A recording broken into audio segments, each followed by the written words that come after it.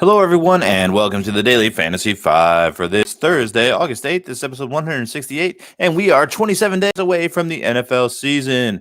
This is the NFL Countdown Extravaganza special edition of the show. Today, we're going to be talking about the Lions from the NFC North. We're going to hold off on the Bears and Packers. We're going to talk about them at the very end in like 27 days because they are facing off in the first game on September 5th. And then tomorrow, we'll talk about the Vikings. Also on the show today, we're bringing you the 5 things you need to know every day in fantasy sports. My name is Scott Gerson. Forgot to mention that earlier. I'm your host, and we're going to be talking a few stories out of Major League Baseball. We've got some Chris Davis, Greg Holland, a Braves rookie. Of course, we have the Antonio Brown Frostbite story and some news out of Seahawks training camp.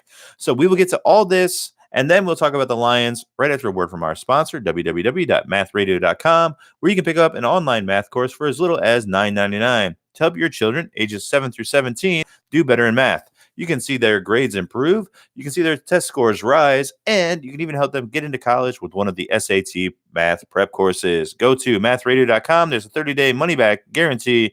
Sign up risk-free for only $9.99. www.mathradio.com. Okay, let's get to it. Chris, let's start with baseball, and then we'll get to the Antonio Brown madness at the end of the show here. Chris Davis, he got into kind of a scuffle, a kerfuffle, a argument with his manager in the 5th inning last night for the Orioles. He was pulled from the game. They were getting crushed by the Yankees, and Davis had to be actually physically restrained from, confronting the manager. It was pretty crazy scene. I don't know what Chris Davis has to be complaining about. He should feel lucky to have a job. He's batting 182 this year with 9 home runs. Yikes. I would not be surprised at all if by the weekend it came out that he was DFA'd. It would not shock me in the least. So keep an eye on Chris Davis. I doubt anyone's starting him anymore anyway. Moving on, Greg Holland, speaking of DFA'd, was DFA'd by the Diamondbacks, designated for assignment. He lost his closer job back in July, and now he's not even on the team anymore. So if you were holding out hope that Greg Holland might resume that job, well, no, kiss that goodbye. Feel free to cut Greg Holland from your fantasy teams. Next up, sticking with baseball, Atlanta Braves rookie Austin Riley. He's headed to the injured list with a injured knee. He hurt it working out lifting weights, I guess, yesterday. He's hitting 242 with 17 home runs on the season, so he's got some power. You'll have to replace him in your lineup for at least a while. All right, let's move over to the NFL. Again, we'll save Antonio Brown for the very end. Let's talk about the Seahawks. Tight end Ed Dixon is going to be out 4 to 6 weeks with knee surgery, so that puts him in doubt for the first game of the regular season. He doesn't do much. He had He played 10 games last year with 12 receptions. So I don't know. He's listed as number 1 on their depth chart, but doesn't really make sense to me. I like Nick Vannett, and I like him anymore now. I think it's Vannett. I'm not sure. Vannett. Last year for the Seahawks, he had 29 catches and 3 touchdowns. Hopefully you're not rostering either of these tight ends, but if you're in a 2 tight end league or especially deep league, Nick Vannett might be a guy you want to target. Okay. Also, DK, another note from the Seattle Seahawks. DK Metcalf is expected to play in this first preseason game. That'll be our first kind of look at how he's been because he did not participate in the scrimmage. So we don't really have an idea of how DK is fitting into this offense. Hopefully we'll get a chance to see if it's going to be him or Moore who's going to win that wide receiver number 2 job in Seattle. So that should be interesting. Hopefully we get to see him play a little bit in that game. And finally, the Antonio Brown story. So Antonio Brown has had a problem with his feet. We all saw it on Hard Knocks the other night. They didn't mention what the problem was on Hard Knocks. Actually, he looked pretty good on Hard Knocks, right? He was flying around. His legs move so fast. It's just crazy. But apparently he has frostbite. I don't know how he was running routes and doing all that nonsense with frostbite on his feet. It doesn't really make sense to me. So he was going through cryotherapy in France, and he didn't wear the proper footwear. So now he has frostbite on his feet. I don't know. I thought it was running on the beach and he had blisters. That's the story I heard 2 days ago. And then yesterday it comes out that he's got frostbite. I don't know. So, I still think he's going to be ready. He looked like he could have played in that on Hard Knocks. Yes, I'm basing my knowledge on Hard Knocks, but the guy was running routes. He was doing like speed drills, and I don't know. I guess the problem that Gruden had with Antonio Brown is that he just wants him to take it easy, and Antonio Brown doesn't know how to take it easy. He's full speed 100% of the time. Man, that guy is explosive. I had moved him below the Tampa Bay wide receiver. Help me out here. Mike Evans, just because I was a little bit nervous about the whole foot thing, but I don't think it's going to be an issue. Seeing him run around in Hard Knocks made me feel a lot better, even with his Frostbite news. I think AB is going to be an absolute stud. I trust Carr less and less. I don't know about that guy, but Antonio Brown's still going to get his work in, and he's going to do a nice job for the Raiders this year. So I don't know who I'm going to take, Antonio Brown or Mike Evans, if I'm forced to make that decision. I think it's an interesting one. You can typically get those guys mid to late second round in a standard draft. So let me know in the comments who you think you would take, Antonio Brown or Mike Evans in that spot. Okay, that's it for the news portion of the show. We are going to start talking about the NFL Extravaganza. We are 27 days away from the NFL kickoff, and today we're going to be talking about the Detroit Lions. Okay, we're moving from the NFC West to the NFC North. I think I called them the NFC East yesterday in my preview. I did it wrong on all the notes, but yeah, I was definitely talking about the West teams yesterday. Today we're going to start the NFC North with a discussion of the Lions. Again, tomorrow we'll do the Vikings. We're not going to do the Bears and Packers until the very end, so that'll be on September 4th and 5th because they play each other in the first game of the regular season. So anyway, let's talk about the Lions. My first big question is, will the new players on defense make an impact? All right, so this Lions team was 28th in DVOA last year, which is awful. And somehow they still won 6 games. I'm not really sure how the Lions did it. But let's see. They brought in defensive end Trey Flowers from New England, cornerback Justin Coleman.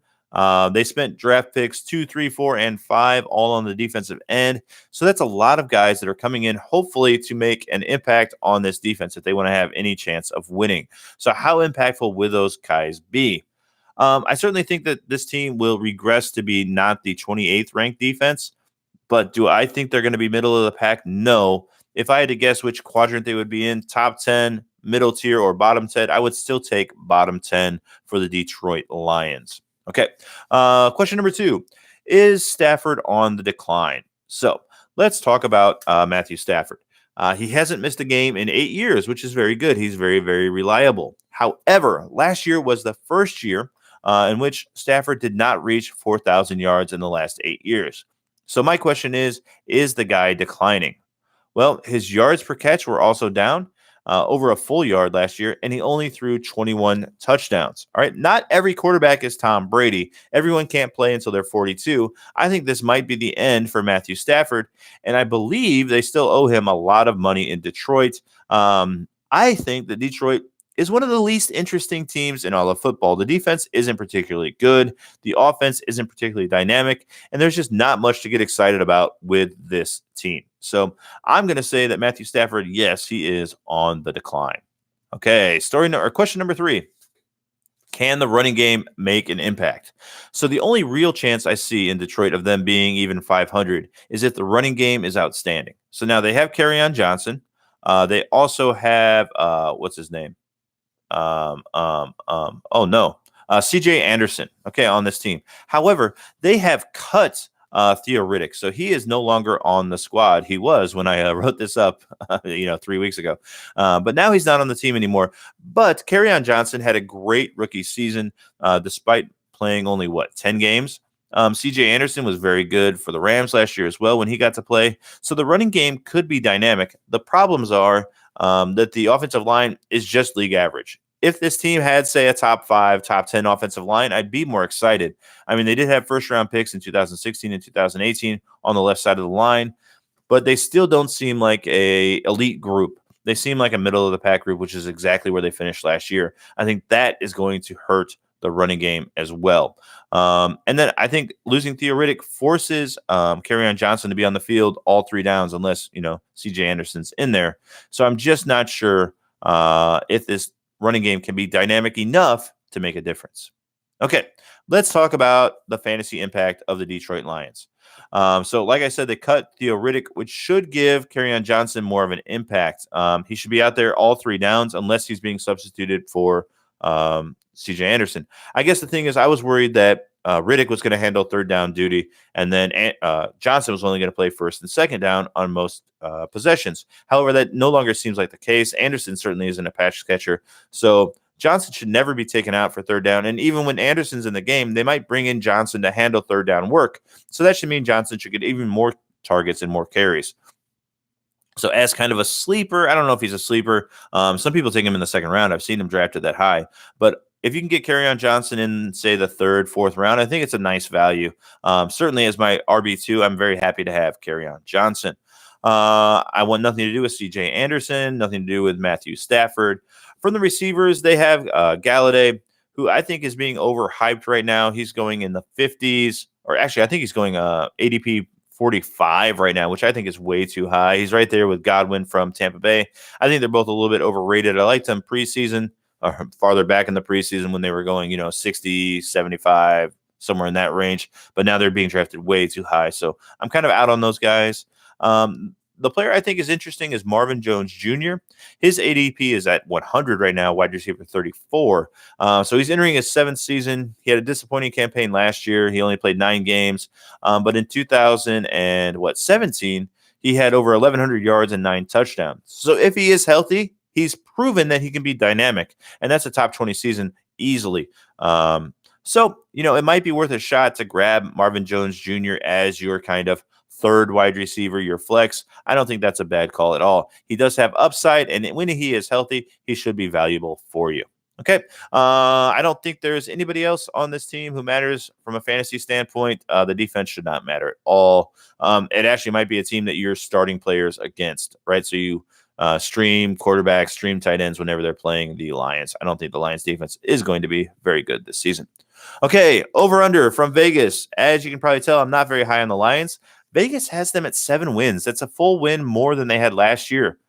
I don't see how really this team improved that much. I mean, yes, it's second year for their new coaching staff, but I don't know. I just don't like this team very much. I don't think their rookies will make an impact. They have T.J. Hawkinson coming in at tight end. Jesse James is all right, but rookie tight ends don't typically do very much. So I'm not expecting big things from the rookie class. I don't expect improvement. I actually, when I ran through the schedule, only had them for 4 wins. So this is a big under bet for me. I'm going to pound the under 7 wins, and I don't think there's any way they get to 8-8. I think 8-8 is their ceiling for this team. Is it possible? Sure. I think more likely you're going to get a draw or you're going to win this one. Give me the under all day long. All right. That is it for the show today. I hope you enjoyed the continuation of the NFL Countdown Extravaganza. Tomorrow, like I said, we'll be talking about the Vikings and whatever other fantasy news comes up. Please leave us a 5-star rating and review if you're listening to the show on a podcast. If you are watching the YouTube stream, I would love it if you left us a nice comment and hit that subscribe button. Please visit our sponsor, www.mathradio.com. And that's it for the show today. We'll see you tomorrow. Bye for now.